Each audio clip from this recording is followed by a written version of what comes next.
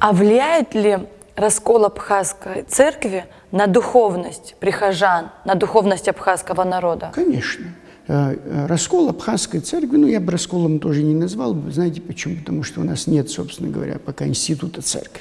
Да, институт церкви подразумевает наличие епископа, да, у нас его нету. У нас есть группа священников, которые, в принципе, и одна, и вторая хотят, чтобы возродить абхазскую православную церковь, да, как некогда она была, определить ее статус сегодняшний, просто разные пути реализации вот этого единого проекта. У нас нет разных путей. Иногда очень простые люди, которые не понимают всех тонкостей внутренних церковной жизни, канонов, правил и так далее, они говорят, ну зачем вот этот раздор нам нужен, ну вот хочу я в этот храм пойти, почему я не могу туда пойти, почему кто-то мне должен говорить, что вот тот плохой или этот хороший.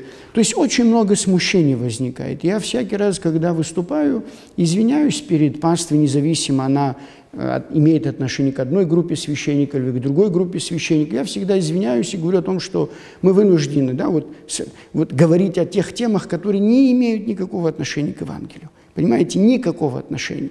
Поэтому с этой точки зрения это очень отрицательный факт. И когда я пришел к Богу, у меня даже в мыслях никогда не было, что мне придется заниматься тем, чем сегодня я занимаюсь. Ведь настрой и желание у меня было совершенно другое. Если, допустим, 10-15 лет тому назад слово «автокефалия» для большинства населения Абхазии ничего не говорило, сегодня даже был такой случай, подходит ко мне очень пожилая женщина, она говорит, а я знаю, что такое автокефалия. Это не просто независимость, не просто какая-то там свобода, да, самостоятельность, а это формирование церковного института во главе с епископом. То есть есть и вот в этом смысле положительно. Тоже есть плюс. Конечно, да? Христос сказал, да, «Я есть камень преткновения». Одни соблазнялись тем, что он был распят на кресте, и произошло вот этот разрыв, да? Другие более уверовали в это. Поэтому в нашей жизни, в этой жизни, в которой мы живем с вами, да, и в церковной жизни, вы поймите, это путь испытания, это путь формирования. Это, я часто называю, не только я, но и многие другие, церковь – это больница. Вам приятно прийти в больницу? Нет, неприятно. Почему? Потому что там одни больные, тяжелые такие. Сама даже атмосфера, сам запах, он вас не устраивает. То есть вы сравниваете церковь с больницей? Конечно, потому что мы же лечим людские души, мы пытаемся вылечить самих себя и людей от их страстей. Но в больнице что важно? На выходе какой результат? Выход, результат, и когда человек здоровым возвращается в общество, вот итог. А это не важно, какая была среда, какие были условия. Да, приятно, чтобы больница была красивая, уютная, врачи все были улыбчивые, и они делали все возможное и так далее. Это хочется, и нам тоже в церкви хочется. И так, в принципе, должно быть, да? Но это не всегда бывает так. Но от этого цена больницы не меняется. Скажите, что изменится для абхазского духовенства, если абхазская церковь станет автокефальной? Я часто говорю, еще раз повторю, что для меня, значит, автокефалия, то есть дословно, если переводить с греческого языка, это независимая голова, да? Ахакуитра, собственно говоря, вот даже абхазский термин, это передает в точности значение слова автокефалия. Не ахпшемра, да? Не независимость, он не совсем передает. Что значит ахакуитра? Или есть еще очень красивый термин абхазский ахапшемара, да? Когда ты можешь свободно действовать и возрождать церковь так, как ты считаешь нужным. Когда я говорю так, как ты считаешь нужным, я не имею в виду произвол. Безусловно, чтобы это реализовать, вначале ты должен очень много над собой работать, чтобы сформировать правильную идею того, что ты хочешь реализовать. Вот с этой точки зрения для меня очень важно, когда идет процесс возрождения христианства в Абхазии, чтобы все время не били по рукам абхазскому духовенству. Для меня очень важно, чтобы богослужение шло на понятном, современном абхазском языке, и мне не говорили, что нужно служить только на славянском, и только славянский язык является языком богослужения, что, собственно говоря, еретическая мысль. Для меня очень важно, когда идет возрождение, чтобы наши вековые христианские абхазские традиции, мы как раз сейчас с вами находимся в этнографическом музей. Здесь есть вот такой экспонат о быке.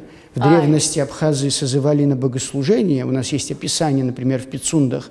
С помощью этого не было колоколов. А быки абсорок из Масара, не только абхазы, убыхи, адыги имели, но абхазы его использовали в качестве инструмента созыва на богослужение. Вот, то есть для меня очень важно, чтобы мой народ, да, меня самого, абхазское духовенство не клеймали, что мы язычники, что мы вот не так все правильно делаем, что мы не то христианство исповедуем и так далее. Мы сами разберемся, что является подлинно христианским или что не является подлинным христианским. И, наконец, последнее, почему автокефалия так важна. Вы знаете, мне не нравятся формы возрождения христианства и церкви, которые мы наблюдаем на постсоветском пространстве. Это возвращение к Средневековью, то есть к власти, ко всякого рода роскоши, к золотым куполам, озолоченным храмам, позолоченным иконам, значит, ко всякого рода церемониям. Да, вот, например, я никогда не даю руку целовать моим прихожанам или священникам. А что, люди целовали руку Христа? С чего должен простой человек, христианин, целовать руку епископа, священника, патриарха и так далее? Да, власть, он показывает сам свою власть, мне кажется. Да, но это же не имеет отношения к Евангелию и к тому, что говорил Христос. Вот мы сегодня с вами говорим, я мог бы одеть какие-то регалии и так далее, которые обычно одевают, прийти во всей, так сказать, во всех этих регалиях, да, во всей этой красе. Но мне кажется, что вот этот путь, он ложный путь. Нельзя. Сегодня священник должен быть священником 21 века. Ездить на велосипеде, зайти с людьми, выпить чашечку кофе на берегу, не стесняться того, что где-то он появится, и все будут там тыкать пальцем, значит, и говорить: о, вон батюшка там идет и так далее. Да? Вот какие-то такие вещи, мне кажется, нам не позволят сделать, реализовать в Абхазии, если у нас не будет этой свободы. И последний пример я вам приведу, поскольку это все время на слуху. Да. Вот там, значит, новый Афон, отец Дорофей, все остальные поставили скамейки в храмах, как католическая церковь, все такое. Друзья мои, а я вот спрашиваю, разве можно издеваться так над людьми? То есть идут длинные службы, в алтаре духовенство сидит время от времени, потому что это не видно народу, между нами иконостас. А народ, простой народ, должен стоять. И я говорю, когда мне начинают об этом говорить, я привожу такой аргумент. Христос сказал следующие слова: «Не возлагайте на людей то бремя, которое вы не можете понести». Разве в этом заключается, как человек молится, сидя, стоя, лежа и так далее? Разве в этом заключается? Ну, именно эти скамейки решили сделать вас католиком. Да. Напоминают об этом часто. Вот когда я у вас была, я увидела у вас целый шкаф с книгами по теологии. Ну, естественно, мне стало интересно, что это такое. А вы себя считаете отцом Абхазской церкви? Нет, это слишком большая ответственность. Я еще ничего не сделал для того, чтобы таковым себя считать. Видите ли в будущем вы себя таким? Нет, нет. Вы знаете, как я вижу себя, значит, всегда об этом писал, и, наверное, сейчас тоже это скажу. Моя задача в просвещении. Например, я вижу себя просветителем в отношении возрождения абхазских религиозных традиций. Патрология означает учение отцов церкви. Я считаю себя простым священником, который все, что он делает сегодня, это его обязанность. Я не считаю, что это какое-то сверхъестественные усилия или какие-то невероятные вклад во что-то. Это то, что я обязан делать в своей жизни сегодня. Но раз не будет, то кто может стать отцом Абхазской церкви? Знаете как, каждый вносит свой вклад. Да? Например, должен сказать, да, и это нужно сказать, что отец Виссарион внес огромный вклад, чтобы я был сегодня. Да? Почему? Потому что он был первым священником, он меня крестил в Выхонском храме. Да, Господь меня призвал, но через кого-то это должно было произойти. Да? Нельзя человеку давать оценку при его жизни. Я как историк сейчас рассуждаю. В исторической науке всегда существует такой, скажем, такие некие хронологические рамки. Нужно время. Вот если ты, допустим, человек жил, да, что-то важное сделал и так далее, и ты его оцениваешь через 5-10 лет, это будет неверным. Потому что должна произойти переоценка. Ты не раз должен убеждаться в правоте и разочаровываться. Убеждаться и разочаровываться. И в конечном итоге, проходя свой собственный опыт, взросление и так далее, ты начинаешь по-разному оценивать. Вот вы посмотрите, оценка, да, военных событий наших, послевоенного положения, нашей политической ситуации. Сколько раз за последние 10 лет менялось? Вы сказали о том, что отец Виссарион сделал многое для того, чтобы вот, вы стали тем, кем вы сегодня являетесь. Я читала вашу книгу «Великопостное искушение первосвященника» отца Виссариона и его Синодириона. Да.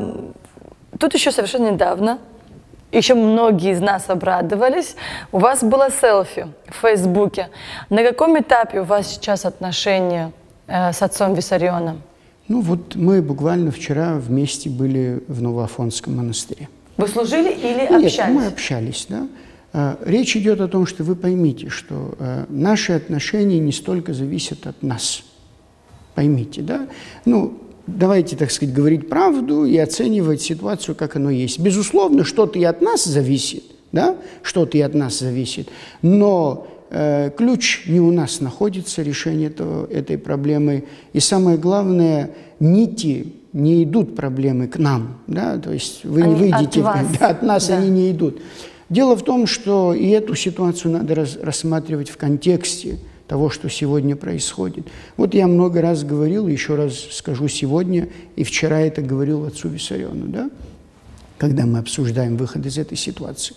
Я говорю: отец Виссарион, вот почему, например, тебя они не сделают, Русская Православная Церковь, епископом Абхазским?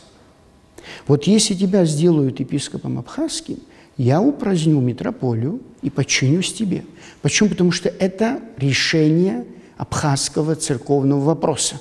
Но он же не может стать епископом, потому что... Нет, может. Он может принять монашество, значит, и так далее, и так далее. То есть всегда есть какие-то исключения, есть общие правила и требования, да, безусловно, для кандидата в епископы, но при каких-то ситуациях этот момент можно учесть. Да, и такое мы видим и в русской, и в грузинской церкви. Я не думаю, что там большинство из них лучше, значит, отца Виссариона в чем-то. Поэтому отец вам ответил? Я говорю, вот почему они этого не сделают? Вот если они это сделают, вот это такой шаг, вы знаете, я буду уверен в том, что Русская Православная Церковь действительно хочет решить наш вопрос, да, и она его решает, и у меня нет никаких вопросов. И это не делается 25 лет. Но он не может ответить, что он может сказать. Они все время говорят, что вот вы, если там объединитесь, если вы там вместе решите, тогда мы примем решение. И я всегда говорю на это: неужели патриарх Московский, глава самой крупной церкви в мире, да, православной, ну, имеющий власть, как вы сами прекрасно понимаете, очень сильную, неужели он ждет, когда какой-то отец Дорофей в Новоафонском монастыре, и мне кажется, что это немножко лукавый путь, да, что это не совсем искренний посыл.